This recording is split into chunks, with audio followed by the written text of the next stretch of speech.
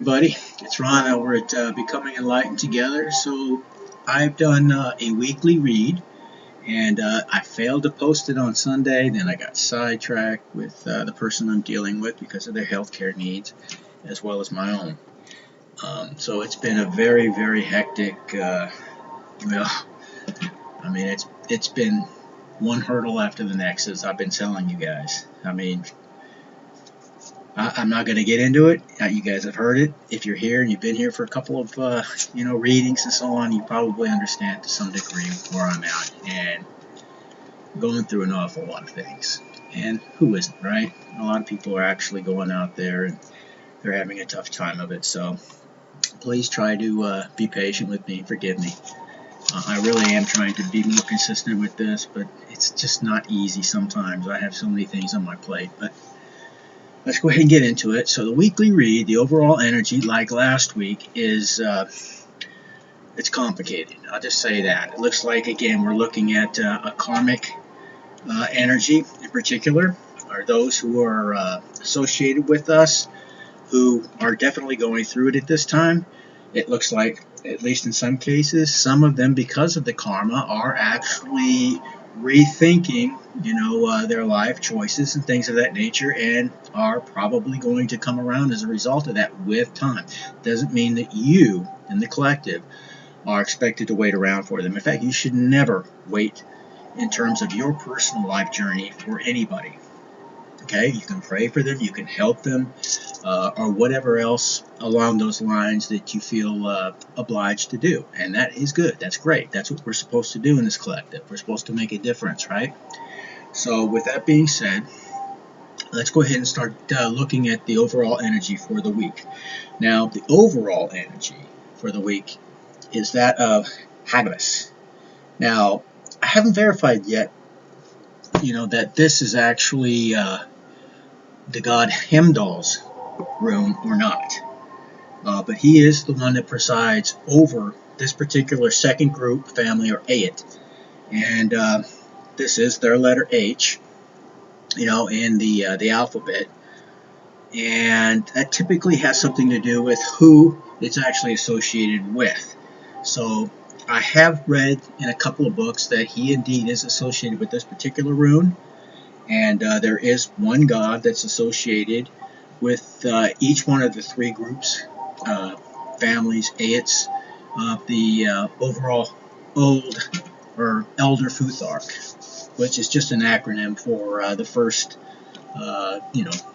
6 letters of their alphabet, basically, which is Fehu, Urus, Thurisaz, Ansus, Radho, and Canas. Okay? And together, those spell out Futhark. Now, why they only use the first 6, describe the entire 24, letters in their particular alphabet. And they're not just letters, by the way. I want to reemphasize that too. Remember now, each one of these symbols, and that's what they are symbols that represent far more than just letters in an alphabet, or, a sound, if you will, grammatically, that we speak. They are an entire story, an entire, I guess you could say, energy that they embody. Okay, and long before these were put into any type of an alphabet, at least as far as the historians and so on tell us, that they were using these magically. And again, one of the oldest historical references comes from Tacitus himself, which is a Roman historian who wrote about it. I think it was like 50 AD, something of that nature, maybe a little bit later than that, but not too late, much later. But they talked about how they were using the runes by throwing lots and everything else to determine basically the outcome of something, or whether they should proceed with a certain course of action, or what they can expect in terms of that particular year's yield as far as crops, or who basically is responsible for this, that, and the other thing. And I mean, there's so many things that it was associated with, depending on the the individual village that used it, or so on and so forth. And I don't want to pretend to give you an entire freaking historical understanding of the rune in just a few seconds, because there's so much that's involved with all of this. But the oldest known reference that we have in terms of runes, that's more or less agreed upon anyways, is that basically that was found on a brooch that's been dated to roughly about 50 AD. Now, the reference to Tacitus, I have to re-look at that to see an actual timeline for that. But he goes into detail of their procedure, how they casted lots and everything else, and how it was determined what the meaning of that particular rune session actually represented. Now, with that in mind, and not to do as I always do, get a little bit too far off into a tangent somehow. I just want to give you as much information as I can so you can make the best informed decision possible if you're here trying to determine, what's going on, what the energy looks like for you individually. And let me go ahead and explain to you what the overall energy for the week, which is Hagalaz in reverse. Okay. Now again, it could represent the god Heimdall, or it may not. I can't say with 100% certainty. But what this means in reverse is basically that of disruptions, disruptive forces, uncontrolled weather, catastrophes, disasters. It talks about stagnation, a loss of power individually and collectively, by the way. It talks about pain, loss, suffering, crises. It talks about hardships and even potentially sickness. So, only accept that which resonates with you, either personally or, with your situation, okay? Not every aspect of the things that I talk about is going to basically be the same for everybody who listens to this. If you're here, if you're listening to this, if you chose to click onto this, and I can assure you there's something in here that will be for you. Hopefully be beneficial. If you're a cross watcher, it could be telling you why you're going through what you're going through. Okay? But keep in mind, just because something bad, presumably bad, is happening in your life, that doesn't make you karmic. Okay? And just because something good is happening in your life right now, or what could be looked at as being good materialistically and things of that nature, that doesn't necessarily make you part of the collective. Okay, so there's a lot of cross-referencing, and you really have to use your intuition in order to understand what's going on. But if you're listening to me and you're basically one of those who's trying to become, if you will, the best version of yourself, then you are part of the collective. And with being part of the collective comes a great deal of tests, trials, tribulations, like in the Bible, it talks about how metal sharpens metal, kind of a thing. So through these experiences, we become stronger. And even a couple of the runes that makes reference to the fact that through these constant challenges and everything else, we build up these, if you will, like emotional and spiritual calluses. So it takes a great deal more than what you're going through right now the next time around, if you will, to cause the same level of pain or problems in your life. You can handle more, in other words. You've learned how to deal with the situation better than having never experienced it. So take heart. If you're going through something, there's a very good chance that is because that you are a chosen one, so to speak.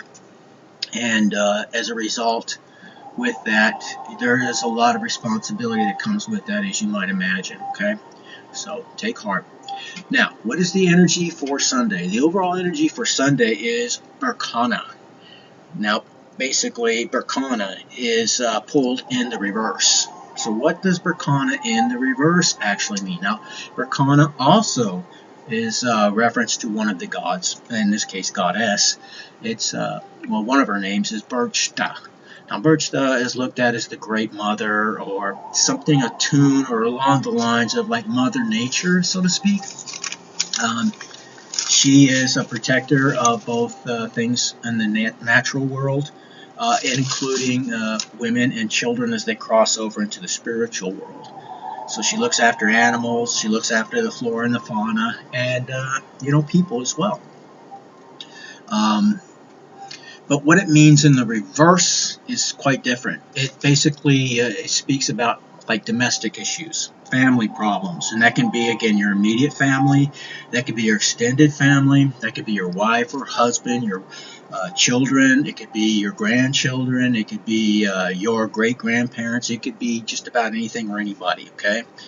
But somebody that is in your life, and it doesn't have to be blood, okay? It could be somebody that you brought into your life as a form of a relationship that you have, developed, whatever that might mean for you individually. So basically, it also talks about anxiety as a result of somebody who's very, very close to you as well. It talks about carelessness, a loss of control. It talks about even the blurring of your consciousness, perhaps seeing things that are not true or real, delving in some form of illusion. In fact, it talks about deception, not just self-deception, but deceiving others as well. It talks about sterility, and it doesn't always have to be physiological sterility. It can also be sterility in the things that you're trying to create. You are not producing something, okay?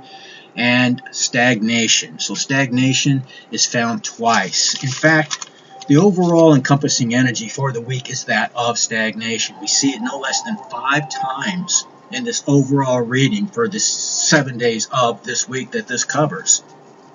And we find deception, the second most mentioned concept in this week. Now, when we get to the third, tier, if you will, as far as possibilities or energies, we see things such as disruptions.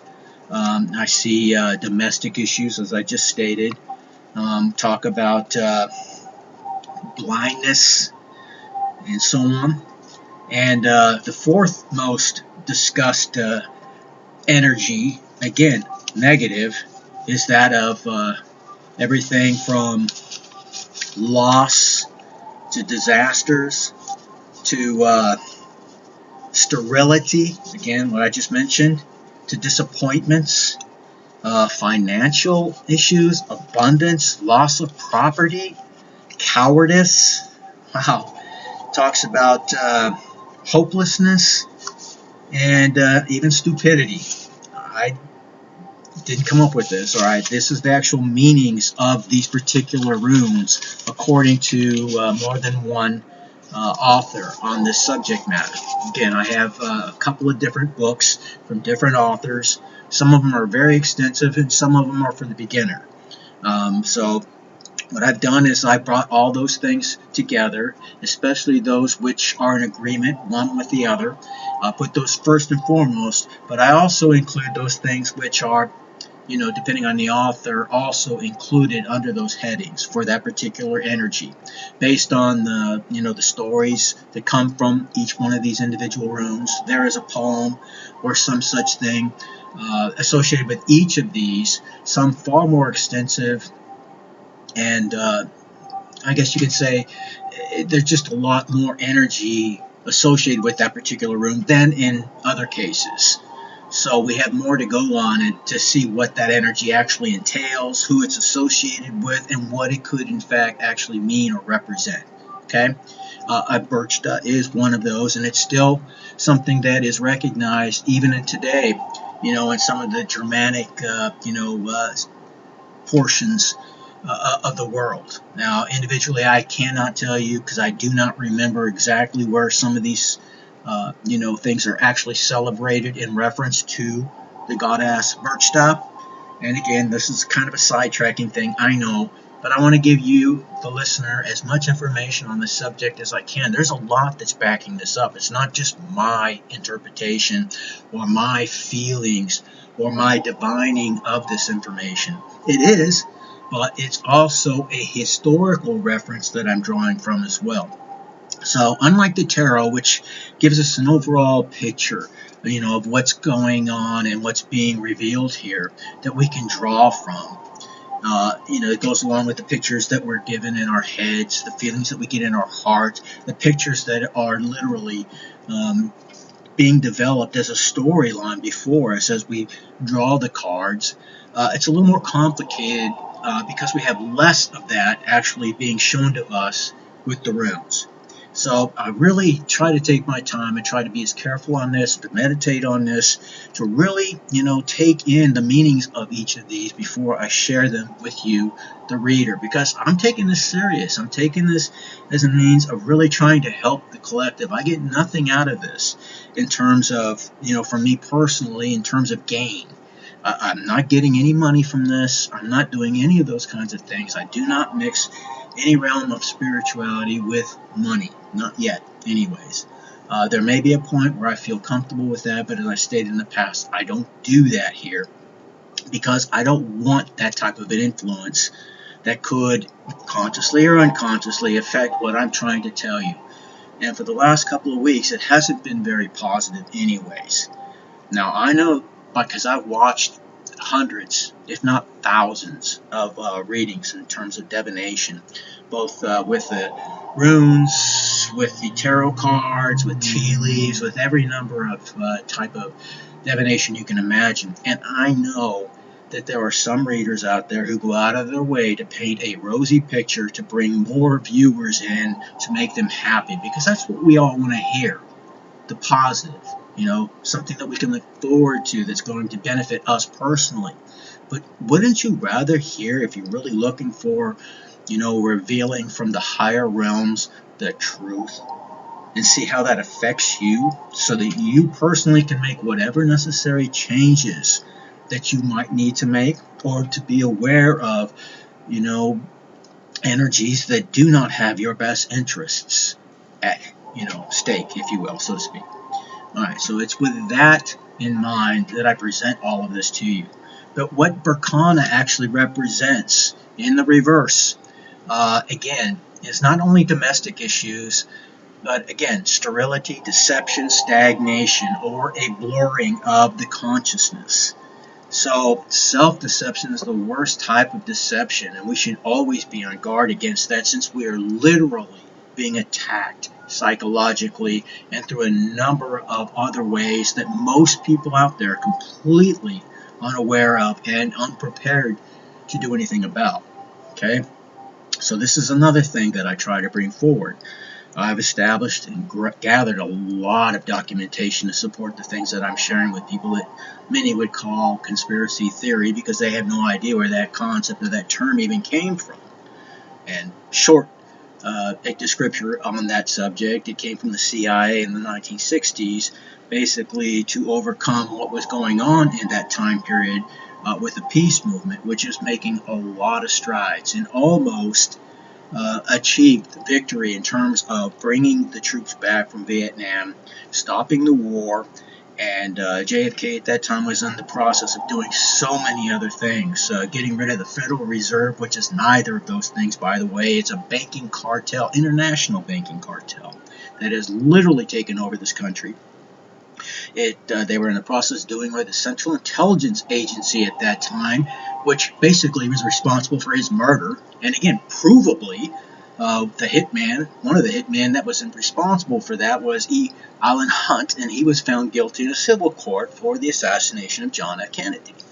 Now, a lot of these things were kept under wraps for a long period of time, but they have been revealed. But most people are not concerned about it, so they don't look into these things. So with that being said, and again, I know I'm sidetracking you, but I'm trying to show you all the different places I'm coming from in these readings. I'm trying to help you. I'm trying also to warn you, and if I can, to edify you, to build you up, to encourage you to be strong no matter what happens to you, even through my own, if you will, experiences with life and the challenges that we all go through, especially if you are part of the collective. Now, Monday's energy is that, again, of another goddess. And this is for the goddess Freya. Okay? But it was actually, again, in the reverse when I pulled it. Now, goddess Freya in the reverse. This energy speaks about things such as disappointments, talks about greed and loss, financial issues. It talks about arguments. It talks about just loss of your self-esteem, perhaps. It talks about failure, a burnout, even atrophy. It talks about all manner of discord, and we saw that just with the previous two runes. It talks about cowardice. It talks about stupidity, poverty, possibly even slavery and bondage. Now, you can be in slavery or in bondage to things, whether it's possessions, to people, to a job, even to whatever it is. When it more or less consumes all of your time, your energy, your thoughts, and there's no balance in that, then it is something that you need to really reevaluate and put into check. Okay? So that's what we're being warned about here. And we're seeing that throughout the entire week again. So, again, this is for the cross watchers out there that might be in our lives, or for, the collective who has and hopefully already identified who those karmic souls in their lives actually are. And it could be your family, it could be your friends, your spouse, your children, grandchildren. Again, it could be anybody that you know, or even those you work with.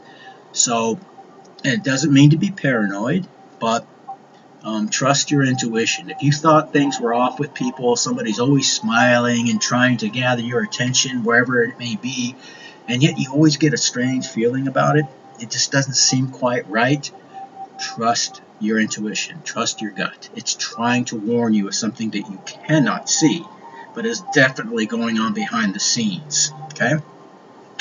Alright, so that is Monday's energy. Now, the energy for Tuesday is that of Hagalaz. Now, Hagalaz also is in the reverse. So, the first 4 runes for this week are all in the reverse. Now, that doesn't always mean it's bad, just like in the tarot. Sometimes a reversal can actually be good. But for the most part, it's associated with a more negative connotation or energetic meaning. And that's no different here. So, it talks about, in reverse, basically radical changes happening, things that you're not wanting and maybe not even see coming. It talks about your attitude towards, things that are happening in your life right now. It talks about endings, maybe even coming full circle into something. It talks about blindness and hopelessness. Now, I felt all of these things. I've experienced all of these things at some point too. And I really take the time to go deep within and look at what this actually means. What is the root cause of that? And, we like to say it's because of them or because of that or whatever the case may be. But a lot of times it's our particular perception of those things. And just like happiness comes from within, so does our perception of what is good and what is not so good, okay? And in my personal opinion, what we're trying to do in this world in order for us to become better and to have a better outcome, not just for ourselves, but, whatever influence that we may have with others and, in this world in general, is basically to find balance in all things. We all have a dark side. Every one of us, whether you want to believe it or not, you do too.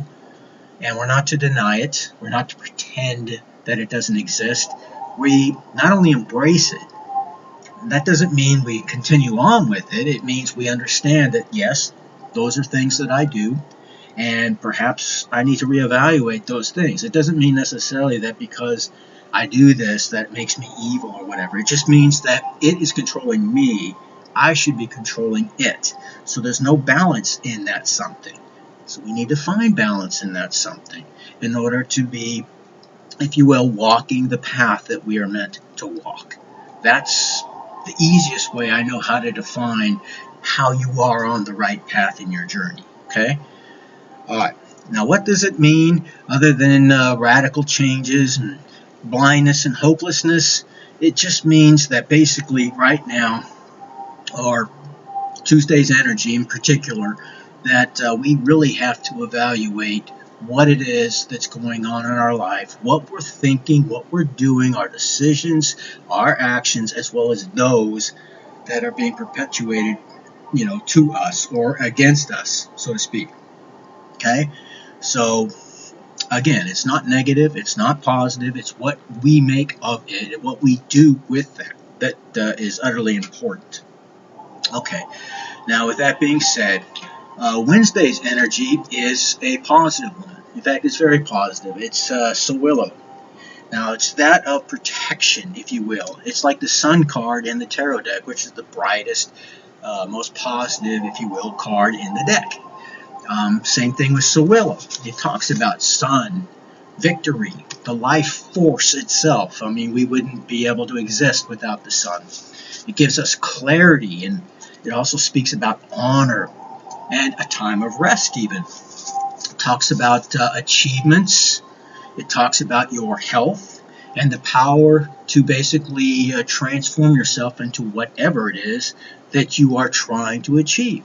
It talks about victory and security. It talks about even the contact between you and the higher forces, whatever that is in your opinion.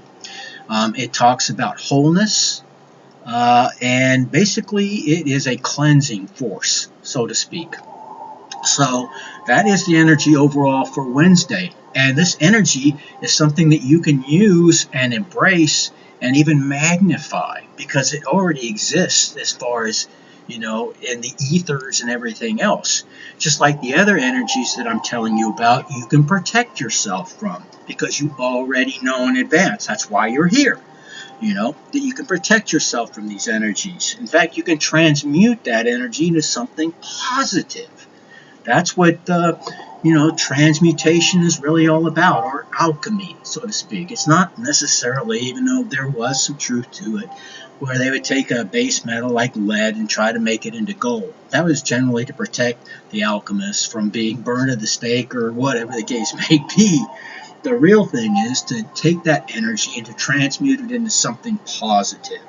And that's what we're forced, to do, and to go within in order to be more complete in our journey and more successful in our journey each and every day. Okay? So take it for what it's worth to you. Now, for Thursday's energies, we have Ewas. Now, Ewas is usually, in the upright, looks like an M. I'm all twisted like a contortionist. But it's in the reversal. So, again, this is the 5th reversal in terms of the runes that I pulled for this week. Now, Ewas in the reverse talks about very long journeys, okay? But it also talks about sudden changes, again, happening in your life. So we've seen that echoed more than once in this reading. It talks about possibly bad timing, maybe even changes that you crave to happen in your life. It could speak on that too. And it talks about restlessness. So yesterday's energy, or I should say Tuesday's energy, is that of rest. Thursday's energy is that of restlessness. So it also talks about disharmony, mistrust, betrayal, disloyalty, and recklessness. So these are the kinds of energies that exist out there. And again, this could be for you. Hopefully it's not. Hopefully this is, again, talking to you about the energies that are here to challenge you, to test you, so to speak. And you, without even knowing it, may be actually in that person's life or people's life to test them. They just don't realize it. They're not self-aware yet. Okay, so you have that edge over them as well. Okay, so Friday's energy again goes back into the more positive aspect with yet another god, and this is their supreme god. This is Ansus, and Ansus represents your ancestral god, or in the Nordic belief system, Odin himself. Now, Odin talks about wisdom, the use of one's words, taking and giving advice. It talks about inspiration and a revealing message, text, letter, whatever the case may be. It talks about your ability to communicate, your enthusiasm, and so on. It talks about the power of words and naming. Remember now, the power of life and death is in the tongue, according to Christianity. And I would echo that in forms of its esoteric equivalents, for lack of a better way of putting it, where they talk about magic and everything else. Everything is done with words, right? So, basically, focus becomes force when it's fully directed at something. And belief and certainty has a tendency to bend reality. So the things that we focus on, the things that we repeat, like affirmations, for example, or prayers, for example, are no different than going through and doing some type of a magical incantation or whatever.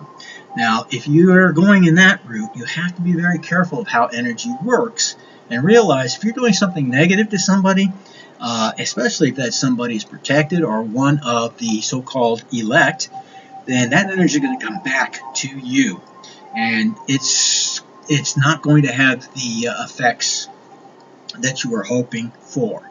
We're not here to manipulate anybody else's will. We're not here to change anybody else's opinion on things per se. We're here to be a living embodiment of what is true. And it's very clear to see for most people, even though they refuse to accept it as such, what is or is not true, okay, whether they know it or not consciously. So basically, it also talks about good blessings. It talks about good health. Talks about harmony and truth. So if you are in the collective, you are one who seeks out truth. That's why you're here, I presume. Then you are definitely wanting to embody that energy of Ansus. And that's why I also have it tattooed on my hand, okay? Since I write, I make music, I do all these types of things and everything else, which are using words and, are used to inspire, as well as warn, or in some cases edify people, to make the necessary changes, then Ansus is a definite blessing unto you. Now, you don't have to believe in the Nordic, mythology, so to speak, in order to accept the power and the energy of these runes that I'm talking about, okay? These are energies, and they are more or less embodied within a symbol. Remember, a picture's worth 1,000 words, right? Well, a symbol is worth 1,000 pictures. One symbol can embody a multitude, if you will, of the pictures that have, countless meanings instead of using those words. And again, we use that in tarot as well, and, tea leaves and other things. So, again, I don't want to get off into another tangent, which I'm sorry. I really am sorry that I do that to you guys. I just feel a need to give you as much of the information as I can, so that if you have a question, maybe hopefully something that I say will touch upon that and answer that question, or at least lead you in a direction to help you to answer it yourself on the subjects that I bring up here, okay? All right. Now, finally, for Saturday's energy, what we have is yet another negative energy, which is Radho in the reverse. Now, Radho in the upright is a very positive rune, but in the reverse it talks about an upset of one's plans. It talks about, again, delays. It talks about unexpected travel. Perhaps you are, let's just say maybe you were removed from a household or a job, or maybe you just got word that you have to relocate in some way, fashion, or form, and you just were not ready for that or expecting that. That's part of the energy of Radho. It also talks about, again, stagnation, being in a state of stasis. It talks about rigidity. It talks about injustice. Hopefully you who are viewing this are not the one administering some form of injustice, but more than likely, like myself, you are experiencing these types of things in your own life, again, to test you, to strengthen you, and to help you to encourage the rest of the body, if you will, or the chosen ones. Talks about disruptions. Perhaps you were demoted at work. It also embodies that energy. It talks about, again, delusions. We've seen that at least 3 times now. But unfortunately, what it also could mean is the possibility of death. So again, I wouldn't believe that this happens for the collective. If you are a part of the collective, that means you have a purpose in this life. And part of that purpose is to be an example for others, to be the change, as Gandhi said, that you want to see in this world, and so on and so forth. So there's so much I could say about all of this, but what we're seeing again is yet another depiction of the negativity that exists in the ethers right now, that is really focusing on especially the karmics who are really going through it right now, or starting to, or they will very, very soon. Again, because the timeline being different for each and every one of us out there. Remember, time is not linear, like we all have been led to believe in this world. And we see even in Einstein's, relativity and so on and so forth, that time is the 4th aspect, if you will, as far as our dimensionality is concerned. So there's 4 dimensions, not 3. I don't know why I just put up single finger. Instead of 3, which is length, width, breadth, there's actually time as our 4th dimension. And even back well over 2,000 years ago, even using just the Old Testament itself, an ancient Hebrew historian and so on, Nachmanides, and forgive me if I said him wrong, but Nachmanides actually perceived 10 dimensions just by using the Old Testament alone. In today's world, in quantum physics, we can see there may be a multitude of dimensions that are happening simultaneously. Okay, and it's all around us, just different frequencies, right? It's just like you can't tune in to radio station 100 if your radio's set at 50, for example. You're only going to hear what's being broadcast on station 50, yet 100 still exists. It's just at a different frequency. So in order to perceive it, you have to tune into it. And if you're resonating at the resonance of 50, let's just say 50 hertz or cycles per second, instead of 100 cycles per second, then, or higher vibration, you're not going to see what's going on. You're not going to be able to perceive what's going on at 100 hertz. Okay? And it's no different with our ability to, with our senses, perceive things. And this is why some people can perceive things that are beyond our ability to see, taste, touch, smell, or feel. Okay? You're utilizing that third eye of yours, your pineal gland, which basically, again, is celebrated and it's, again, shoved right in your face without your knowledge, in things such as like at the Vatican. They got a huge friggin' statue in the Vatican of what looks like a pine cone, and it isn't. It's a pineal gland, okay? And we see this throughout all of dogma as well. I mean, the only ones who seem to be really honest about it, at least outwardly, even to this day, are, for example, those who are practicing the Indian belief systems, for example, Hinduism, and so on. It talks quite a bit about it. So,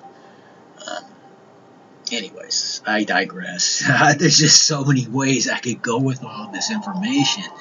And I just wish I could channel to you the way I'm thinking about this, but to articulate it is a challenge, and I'm really trying to give you the best that I can, the most bang for the buck. But I'm already at 40 minutes, and I know I've probably lost, if there's 2 people watching, I've already lost at least one of you. So and it's not because you're thinking or your whatever is off. It's because I failed to deliver this message in a way that is resonating with you personally. And that's okay. No harm, no foul. If it's meant to be, if you're at the right place at the right time, which you are to some degree, or you wouldn't be here, then this will resonate with you, or at least some aspect of it will resonate with you. For others, especially the cross-watchers, you may be looking at me as public enemy number one. Some of you, and I already know that there are a handful of people out there who definitely feel this way. They would want me to simply disappear. So for their own self-grandizement and, ability to move forward without being challenged, because they have these masks on and they've been able to get away with a lot of things the majority of their life. Those days, I fear for you, are coming to an end. That's what these readings are all about. The world is changing, the energy is shifting, and you're on one side or the other. So if you haven't already started making changes in your life, I strongly urge you to reconsider. And it's your choice to make, but if you don't, there are repercussions for all of us for our decisions. So, and that's all I'm going to say about that. I wish you all the very best, whether you're karmic or whether you consider yourself part of the collective. I don't discriminate, I don't judge, and we've all basically been on both sides of that. Well, I can't say that, but I can say that we've all been on that other side at some point in our journey. So don't forget about that, and try to remain humble. I have to put myself in check on that subject as well at times, and it is what it is. Let's be the best that we can be out there. Let's change this world and make it a place that's worthy and livable for everybody that's here and everything that exists, not just humanity in general, but all of the animals that also exist in this world, the flora and the fauna in this world. Let's make this world healthy again. And let's live in peace. Let's live in harmony. I know that sounds altruistic, and perhaps it is, but I know it's possible. We just have to have, more people that are doing the hard work for that change to really manifest, in this world. But this world itself is alive in some ways. It's energy, and all energy basically is, if you will, I want to say it's living in a sense, because it's that divine spark of who we really are. So even when we die, that energy remains. Remember, energy cannot be, created or destroyed. It's just simply converted from one form into another. And that's the laws of thermodynamics, okay? I mean, that's a proven law of physics. I don't know why we refuse to apply that in metaphysics or, spirituality. Many people, some of the greatest minds who ever existed have. So it's only those who are trying to keep you from really understanding where things are in this time, this era, this day and age, and everything else, that don't want you to look outside of the box. They want to keep you in that box that they've created, and they have tried to manipulate you into staying within the whole of your life. If you want to find any truth, it's only outside of the box that you're going to find it. You're not going to find it inside of the box. And if nothing else, I hope that last thing that I've uttered in and of itself will get you to really consider where you're at and the decisions that you're making this lifetime. And with that being said, I leave you to it, and I hope you guys have a great week, okay? As difficult as this energy actually is, it doesn't have to mean a negative experience for you personally. Transmute that energy into something positive, okay? Alright, now that being said, stay victorious out there, and of course I will see you all in the future in Valhalla, and we will do battle against the negative forces, so to speak, and metaphorically speaking, for that last time. And the world will emerge, recreate itself, and then we start all over again, metaphorically speaking. And it's found literally in every religious belief system, just described differently. Different characters, different monsters, and, beings and gods and goddesses and things of that nature, but the same principle applies. And this is what encourages me to go on. When I find things that are similar throughout all the dogma, occult, esoteric, hermetic as well as regular dogma, exoteric and esoteric, then I know that there is truth to be found within that. And those are the things I get excited about, okay? Because otherwise, there's no way of knowing what the truth is. You weren't physically there, well, at least metaphorically speaking, thousands and thousands of years ago to see what, and who these characters actually were that have written about or have been written about in all these different mythologies and so on. All right. Now, I've already carried this over for 45 minutes, so I'm sorry. And again, my farewell has already been given, so I'll see you again very, very soon. God bless. Take care. Bye-bye.